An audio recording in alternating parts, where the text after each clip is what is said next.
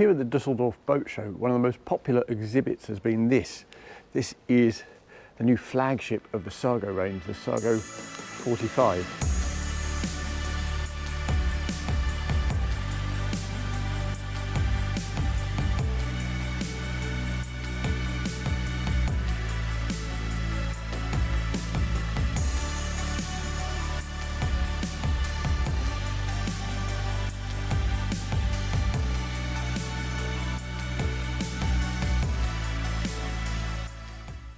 So I've popped along before the show opens at about 7:30 in the morning to take a quick look before the crowds arrive.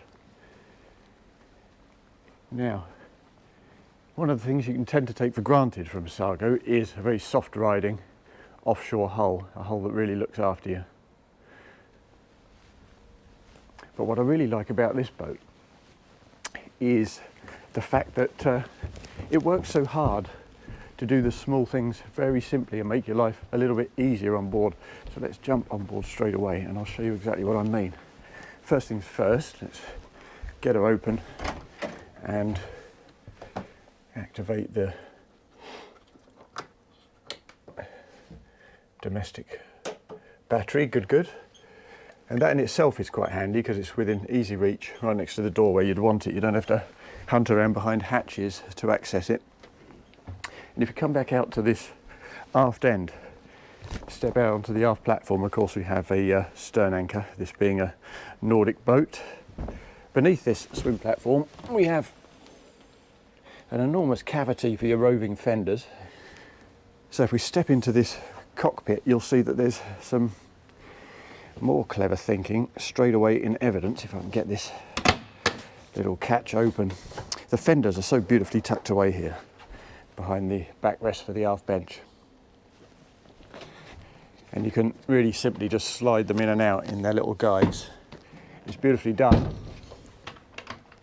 And while on most pilot house boats in this kind of sector, proper Nordic offshore pilot house boats, the aft deck and the foredeck in fact tend to be relatively redundant as regards socialising zones. They've done a good job here. There's a nice big L-shaped seating area with a huge table, and in the trailing edge of that pilot house itself we have a nice big locker, which I'll open up for you now so we can have a little look. There we are. And in there you'll find all sorts of space for your table legs, your table, your cushions, and also for some branded freestanding furniture. We have a nice example of that sitting out here. So you can sit some freestanding furniture facing aft. And I reckon you could easily seat 10 people here. So that's a very attractive touch. Now usually your engine bay would be hinged aft, but when it opens up that makes it quite difficult for the people who are doing the servicing to get on and off and to get the fluids and the bits and the parts and the tools that they tend to need. So what they've done here is hinge it on the port side so that it opens up in its entirety from that side, leaving loads of space to jump on and off via that starboard walkway there. And what we have there is a pair of IPS 650s, twin 480 horsepower units, and you can expect around about 36 knots out of those. You can also apparently expect a fairly frugal cruise between 15 and 30 knots, about 4 litres per nautical mile. It's a pretty popular choice on this boat according to the owner Thomas Sarian, because of course you get a very intuitive joystick plus a little bit of extra speed, perhaps a knot and a half. But of course there's no trim possibility here, so there's also twin stern drive option, 440 horsepower for 34.5 knots. And if you want to use your boat for a bit of shallow water work, then the fact that you can trim those legs up on the stern drives makes all the difference. So that is a very useful option too. And the fuel tank here is 1600 litres, so the cruising range tends to be around about 400 nautical miles, which is very useful indeed. And as we make our way round onto the starboard side deck, the first thing that really strikes you is how wide this is. I mean, Thomas claims that it's the widest in the entire sector, and I'm inclined to believe him. It just feels huge. It really does. This is the Explorer package, of course. So you see we have this kind of granite colour in evidence all over the boat, plus these lovely black bars. It feels a little bit more youthful than the standard package. And over the years, for me, the standard package to a degree has felt like a boat that my dad might have, whereas the Explorer feels a little bit younger, a little bit more dynamic. It's a very cool looking boat. Now we also have a side gate here, and hopefully, I know we're going to have to pop inside to open the skipper's side door, so we'll do that right now.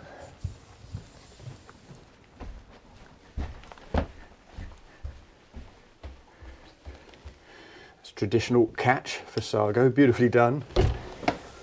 Nice wide skipper's side door. If we open that and open the little side gate here, you'll see that this is a fantastically practical spot, because of course, in addition to this wide skipper's door and this side gate that comes as standard amidships, we also have the joystick perfectly located here. So for single-handed helming, with this kind of view forward and this kind of view aft, plus the capacity to step directly onto the pontoon and to use these big strong rails for tying off, it really couldn't be easier. We'll continue our walk forward. This is an air vent here, incidentally. This takes fresh air into the system rather than recirculating old stuff inside that pilot house. And here we have a really quite attractive sun lounger. There is an infill for the centre here if you want to lie 3 people on there. It's got integrated kind of headrests, angled as you can see, so that's very comfortable, and a nice hard-wearing, weatherproof kind of fabric. And in stark contrast again to most pilot house boats, tough offshore pilot house boats, we've got a really usable seating area forward as well as aft. Now this is good to seat 5 people, no problem at all. 2 on this forward-facing bench, 1 on either of these side pods, and then on this forward step. It's very comfortable to plonk your bum and face aft. It's a really nice little setup, and true to form, to make everything as simple as it could possibly be, this table and this leg both fit very neatly in the hatch right next door. As you can see, a little bungee there to hold the table against this little bulkhead, but with nice little rubbery foam inserts so it doesn't rattle or make any noise. Now it's time, I think, to step inside the boat and have a closer look at this pilot house. Now, as you can see, despite those enormous side decks, it feels pretty spacious in here too. We're immediately greeted by a long fore and aft galley on the starboard side, and this is a vast fridge, you have to say, with a little freezer unit in it. And that's possible, of course, because the worktop is relatively high. It comes up to around about, let's have a look, around about just above my hip height, so it's really good. You don't have to bend down and stoop to reach that and cause your lower back any pain.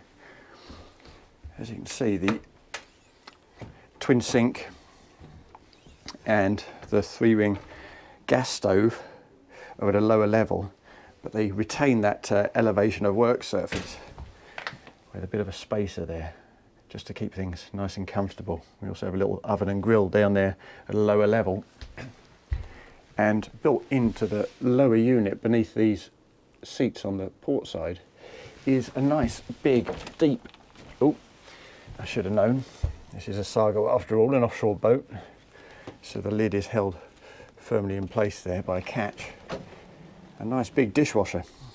And on various other smaller Sargos and offshore pilot house boats from other brands in this sector, access to the mid cabin would usually be through this section. So if you're turning this into a bed, that would kind of block that, but happily that's not the case here, because access to the mid cabin is round the front on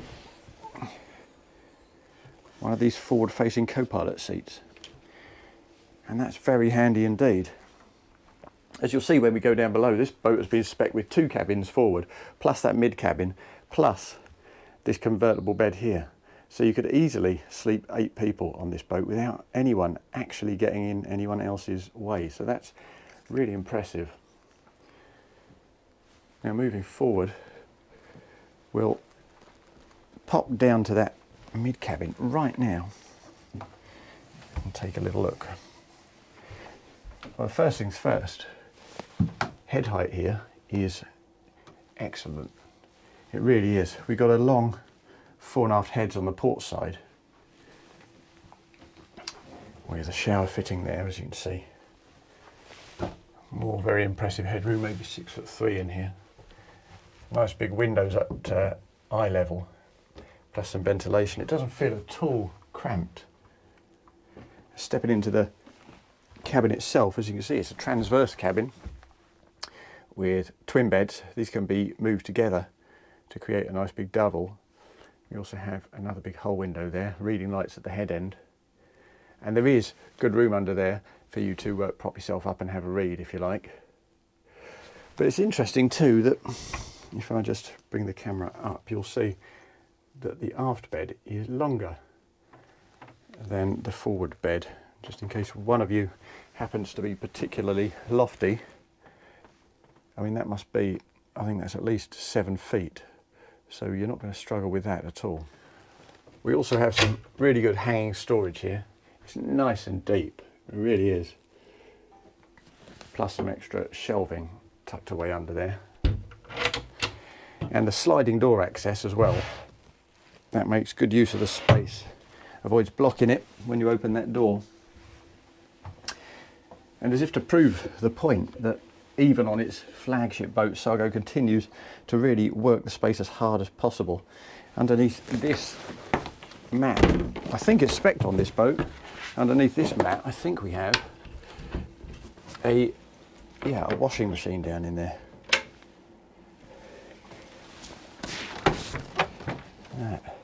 How practical is that?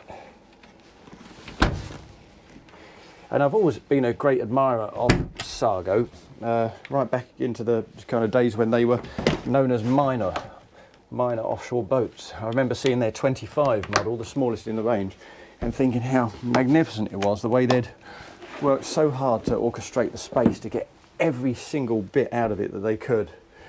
And it's great to see that on a much bigger boat with much more generous space, they continued with that same principle. They haven't become lazy simply because they got all the volume to play with. Now if we pop down into the forward cabins, we have some more rather pleasant joinery on the port side. And again, the space is well used. We've got good hanging storage up here, plus low level shelving down below. Additional shelving here too. And a little work surface up the top. And if we swing around to the starboard side, we'll see a fore and aft double, a little guest double. I say little, but again, it feels so generous because when you step inside, you take a little step down there.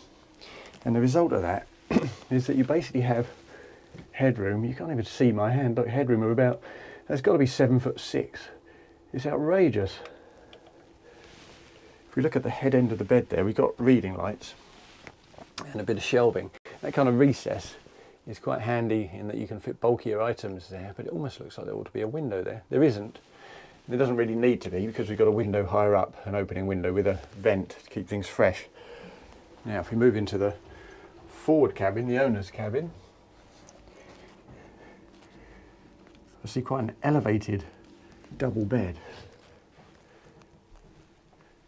And the light from above is very good with those foredeck cushions removed.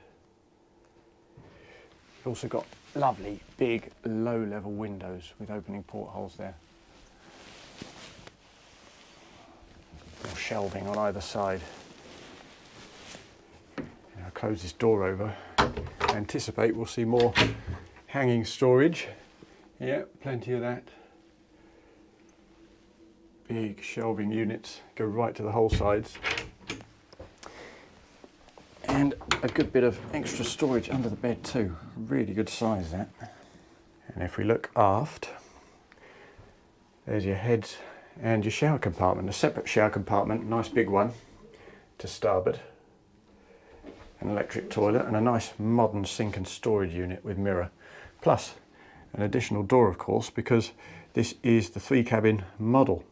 So it's used as the day heads and accessed from this port walkway. Now, it doesn't feel at all cramped in here. I think if I were the owner, I'd be very satisfied with this. But you can, of course, spec this as a 2-cabin model so that you extend this bulkhead way aft and give yourself another 6 feet of space in this owner's cabin. But for most people, I suspect that'll be plenty big enough, and they'll value the versatility of having another dedicated double guest cabin forward, in addition to that mid-cabin aft and that convertible dinette up in the pilot house. Now let's shut up the mid-cabin, put the seat back down, because this in itself is quite an attractive feature. This 3-man seating area, forward-facing seats, 3 co-pilots to port, again with their own sliding side door, and in this case a little stepping point with a fold-out step lower down to get on and off amidships. These also have armrests which you can fold down to keep yourselves firmly in place. They're beautiful quality, they feel fantastic, they really do. They look cool too, and each of them comes with its own little fold down step for a bit of additional comfort, plus another leather lined rail for making your way past those seats in and out. And at the helm station, well, Sargo's become pretty famous, as in fairness have a lot of other brands in this sector, for the comfort, the sophistication of the ergonomics at the helm station. The reason for that is that Sargo owners tend to travel fairly long distances, so they need to be comfortable for extended passages, and you can see how Sargo's spend a lot of time enabling that to happen. We have a little pull-out knob here. If I just grab the steering wheel, you'll see that that enables me to angle that dash plate in whichever direction you like and make it fairly vertical. There we are. We also have adjustability at the wheel, so you can angle that too. And of course there's adjustability fore and aft, generous fore and aft adjustability at this helm seat too, with plenty of space behind it before you reach the leading edge of that galley space. We also have space up top above the screen for a couple of units here. We have the Fusion remote and also the engine display. That enables you to just keep an eye on things without taking your eyes off the horizon, eyes off the water. And lower down, you'll see they've really maximised use of space here. It's only a finger's width from the edge, but they've managed to fit twin 22-inch chart plotters on here. That's quite a feat on a boat of this scale. If I step in and perch myself at this wheel, you'll see there's a lower foot brace to keep yourself comfortable. What I really like though is the switches.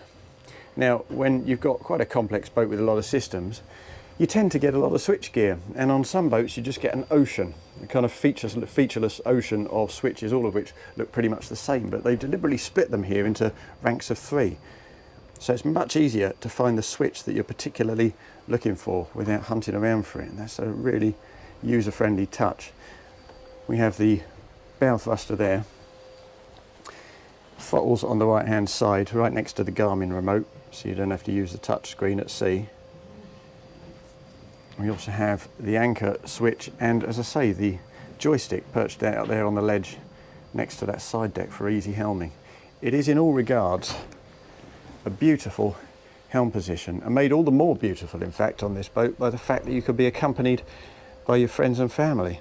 And one other thing I forgot to mention, this is quite a nice and welcome touch if you spent a long time filling up at the fuel pontoon, is the fact that on the starboard side beneath that hatch where you find the fuel fillers, well, these are 50mm rather than 38mm, so you don't have to spend quite as long filling up those 1600 litre tanks. And while I think about it, it's also worth mentioning that as standard, all the glass in this pilot house is double glazed, which basically reduces noise to very, very refined levels indeed, but perhaps more importantly, it also eradicates condensation, because you don't have cold windows just picking up the moisture out of warm air. It keeps you relatively cool in the summer and relatively warm in the winter. It is in every regards a really positive feature. Now, knowing Thomas Sarin and knowing Sargo, there are plenty of additional elements of this boat that I haven't quite had time to show you or haven't quite remembered as I've been conducting my quick pre-show walk around. Suffice it to say though that the 45 feels and looks like a champion for the way Sargo does things in every conceivable way. It is a beautiful boat, and while it will be a little delay before they conjure up a flybridge version of this standard #1 boat is very, very impressive in its own right.